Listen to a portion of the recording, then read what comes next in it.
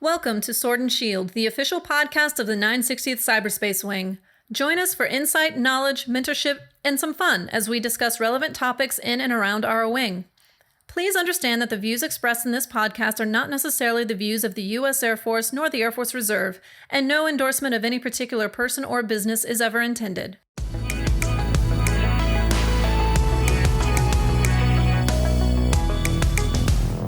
Good day, Gladiators. Francis Martinez, Director of Psychological Health for the 960th Cyberspace Wing, here with a very special guest, Stephen Mayfield, the Violence Prevention Integrator for JBSA Lackland. Yes. How are you? Good. How are you? I'm doing great. Thank you for this opportunity. Thank you for coming out. We really appreciate your expertise in this matter.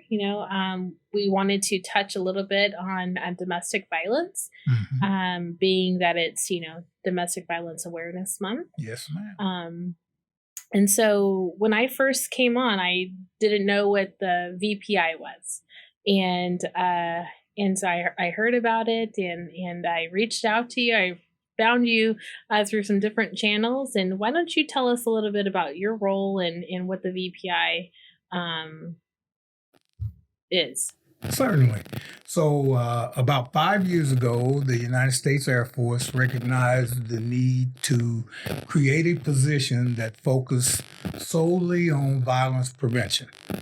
So the two categories that we focus on is interpersonal violence, which includes sexual assaults, domestic violence that we're talking about with this monthly observance, and also self-directed violence, which is suicide prevention. So we are now the suicide prevention program managers for all non-clinical aspects of suicide prevention. The mental health clinic maintains the clinical portion, and we also focus on those interpersonal violence issues, as we said, domestic violence, sexual assault, etc. Our primary goal is prevention. We want to make sure that we intercede, and more importantly, we give people tools to intercede before the violence occurs. So it's a better concept, and it's better for the United States Air Force as a whole if we can prevent those issues from occurring. And I think, domestic violence, it's kind of taboo, right? Suicide is taboo, domestic violence, no one wants to talk about these issues. As far as talking about it, all aspects of violence, nobody wants to talk about it. And obviously part of that is there's illegalities that go along with that. It's those violence issues, to stalk someone, to sexually assault someone is illegal. To domestically abuse someone, there are legalities that go with that. So a lot of people sort of step back because of those legalities and those legal issues. But in our program, we encourage wingmanship. We want everyone that if you see something, say something, do something, okay? And it doesn't have to be something enormous that you do or something elaborate. It might just be the fact that you walk up to the person you perceive to be the victim and be supportive of them. It's that wingman concept. You come alongside them as a wingman and make sure that they're okay. Communicate with them. Offer that support. Offer support. Right? We also do a great deal in our classes and across JBSA, making sure that people know how to contact the appropriate resource. Right. Those resources are there. Let's focus on domestic violence. A number of resources across JBSA to assist those persons who are, and I hate using the V word, but those persons who are victims of domestic violence. We have resources all across Joint Base San Antonio to assist them. Now, I know you do a lot of training and classes. Is it geared specifically towards units or wings, or do you have family outreach or spousal outreach? We do. outstanding that you mentioned that because I'm teaching a class for key spouses tomorrow. Okay. Yeah. So we partnered with the Military and Family Readiness Center to make sure that key spouses had the knowledge and the tools that they would need to support, once again, that wingman concept, to support family members that may be going through domestic violence, sexual assault, maybe having suicidal ideations. So we make sure that we reach out to those family members as well. Okay.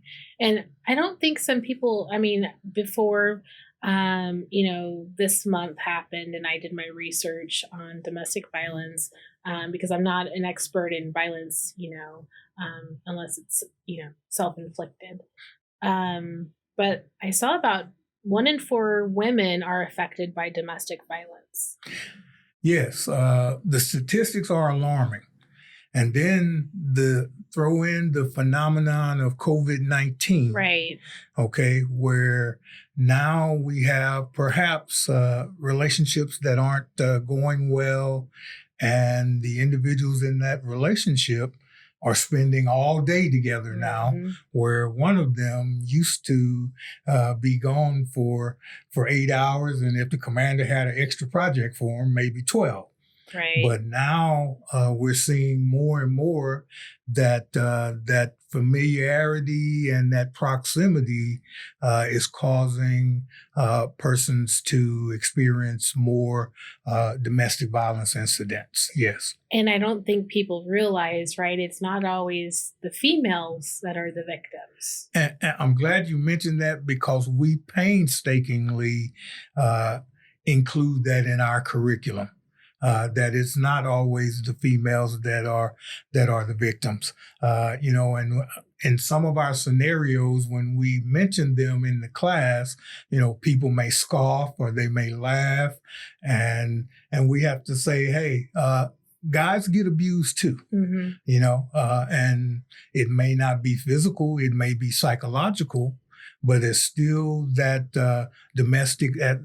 Those psychological things can be as violent as a physical abuse situation. Yeah. So the U.S. is reporting about 1 in 9 men are affected by domestic violence or interpersonal violence. And then here's the other part that goes along with that. I'm a man. Okay. So if I'm being domestically abused and I'm a man, am I going to say anything? Who am I going to share that with? Right.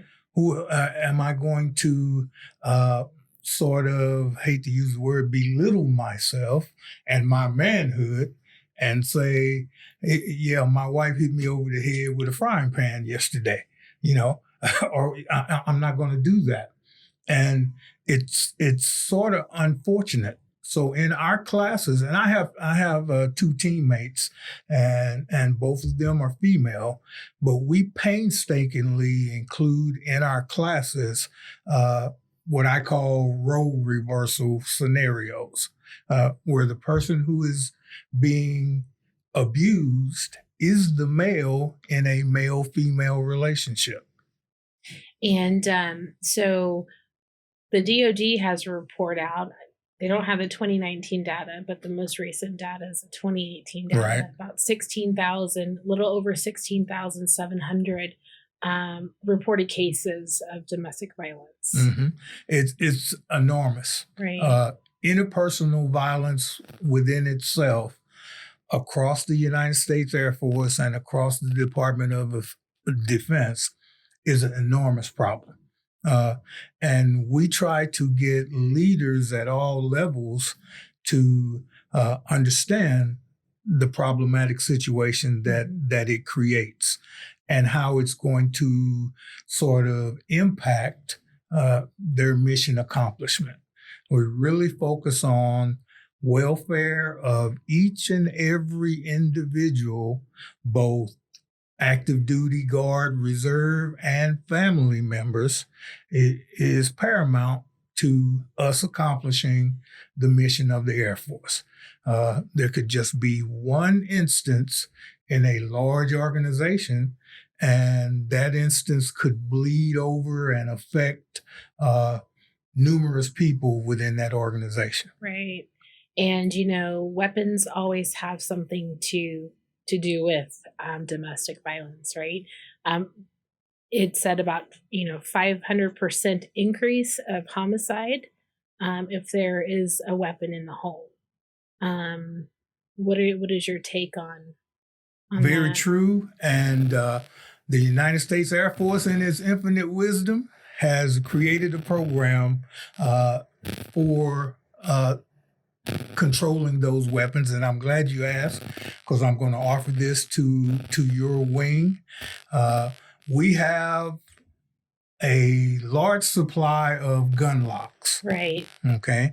The acronym that the Air Force came up with this year is Go Slow. You see, we're on the same wavelength. Yeah. You secure those and lock those weapons up.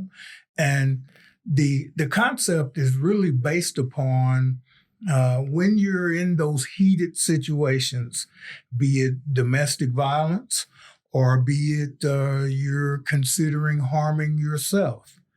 The fact that there is a lock on that weapon is very, very important.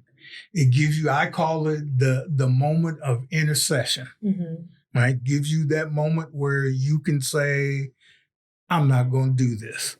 It gives you that moment of clarity to make that decision. That's right. Yeah. Kind of rationalizes it. It's not emotional. Right. Takes the emotion out. You have a moment to actually rationalize and think, is this a rational move I'm about to make? And so for your wing right now, I'm offering you some gun locks. We have some, and we need to start distributing more. This is another impact of COVID-19. Yeah. We got them, and then we went into our own sequestration, so to speak. And if you guys have folks who need gun locks or want some gun locks, I can provide those to you. Yeah, we'll definitely get those. Because it's very, very important, like I said, not only in domestic violence situations, but also in those situations where a person is considering self-harm. Okay. Yeah. And 87% of military spouses, whether it be male or female, didn't report any domestic violence. The fear of, the service member getting in trouble, getting kicked out, and then them ultimately losing, their financial stability. Yeah, that's a aspect of what we're seeing with respect to the whole spectrum of violence. My first 13 years of active duty, I was a cop. So I realized that my perspective is different from others. And when I teach classes, I have to take that into consideration, that there are people out there who are not going to self-disclose. And that's unfortunate, because some of the rationale that they use is really sort of prevailing wind. This is what I heard, not what the real deal is. I know people with security clearances who have been implicated in incidents, perhaps not interpersonal violence or self-directed violence, who have gone on to be chief master sergeants in the United States Air Force, colonels in the Air Force. So some of I might lose my security clearance, or I might lose my job, perhaps is not valid. Now, I can't say that's 100%, because I used to be the superintendent of a mental health clinic, and I have seen people who have lost their jobs because of their mental health diagnoses. So, but for me, the bottom line always comes down to the health and welfare of the individual and the family. And I'll just use myself again as a real quick example. My first 13 years in the Air Force, I was a law enforcement canine handler. Loved it. Just absolutely loved it.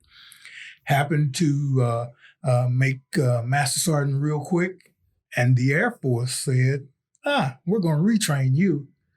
And I was like, I'm not sure I want that to happen. Okay. But I retrained and ended up becoming a mental health technician. As a matter of fact, I was the superintendent of the mental health clinic here at Wilford Hall before they made the building all pretty and I can't find nothing in there anymore. Yeah. Okay. But, I was the superintendent at Wilford Hall. And truthfully, the retrain sort of catapulted me to the positions that I've had up till now. So that impact on my security clearance or that impact on my current job, that may be an opening of a door that solidifies your future in the United States Air Force and beyond. Mm-hmm. So we try to make sure that people know, I loved what I was doing as well. But the retrain catapulted me to where I am today. And I'm sure you wouldn't change it. No, loving it. Loving what I'm doing now. Loved what I did in the mental health clinic. And to go all the way back, loved what I did as a law enforcement canine handler. But truthfully, I was just a therapist with a weapon. Mm-hmm. Same thing as a cop. And so, how do we, as, professionals in the field, really open the door and make it a safe environment for people to seek help and want to get help and raise that awareness? Could be a difficult proposition. I'll just share what I did when I was in the mental health clinic. Number one, I'm going to be totally honest with the person that comes in. Are there perhaps ramifications? Yeah. Are all those ramifications negative? No. Right. Number two, I always operate what motivates me to do this job right now, which I hope is my last roundup, after 23 years. What motivates me to do this job is I believe in the inherent goodness of people, right? Even evil people, because there are some out there, okay? But somewhere within them, there's goodness. Somewhere within them, there's potential. And, 46 years affiliated with the Air Force, somewhere within them is a valuable contribution to the United States Air Force and to our nation. And doing the job that I do, I'm trying to find that. I know it's in there. It's like the guy digging through the horse manure and saying, I know there's a pony in here somewhere. Right. So that's what I focus on. Somewhere within them, there's that potential that needs to be pulled out. And being an old soldier, old airman, it's going to benefit the United States Air Force. And those people that are seeking help, what resources do we have on base that families can seek help? Here across JBSA, we have a number of resources. I wish I'd have brought all the phone numbers with me. We do have our family advocacy folks. We do have our behavioral health / mental health clinic that people can seek out assistance. They can actually contact the violence prevention integrator because we're about prevention. So we can't counsel or treat, but we'll act as a referral agency to get them to the right person. Okay. And so the gladiators know I have for all the GSUs, I just uploaded in our Microsoft Teams channel resources for all family advocacy across our units. So Yeah. everything is there. It was uploaded this morning, in addition to mental health resources. That's So, great. Every class we have been adamant. We do the prevention classes for sexual assault prevention as well as suicide prevention, and myself and my two teammates, Miss Marlo Bearden and Miss Tanya Lee, every PowerPoint educational presentation we put together, excuse me, starts out with available resources across JBSA. And we were adamant that that be slide number one. mm-hmm. And I've actually had classes where I'm getting ready to teach, and because slide number one is the helping agencies, that people have said, Mr. Mayfield, I need to step out. And they have gone to those helping agencies. So we were adamant that we're going to make sure in our classes that helping agencies are slide number 2, right after this is the annual training. Okay. So a reminder to gladiators, we are having a wing competition for domestic violence 5K. Oh, great. Yeah, so it's going to be running through October 16th through the 31st. We did one for Suicide Prevention Month. We had really great participation. So I'm hoping that with domestic violence, we'll have equal or even greater participation. So please send me in your pictures. Mr. Mayfield, I want to thank you for coming today, introducing yourself to our wing, and really shedding some light on this difficult topic.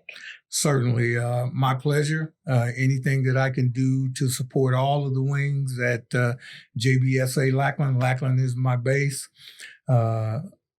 The other two ladies handle the other 2 major locations.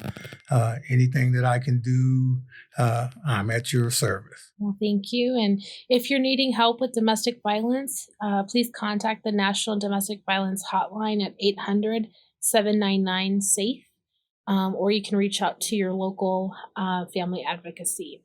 Thank you, everyone, and have a great day.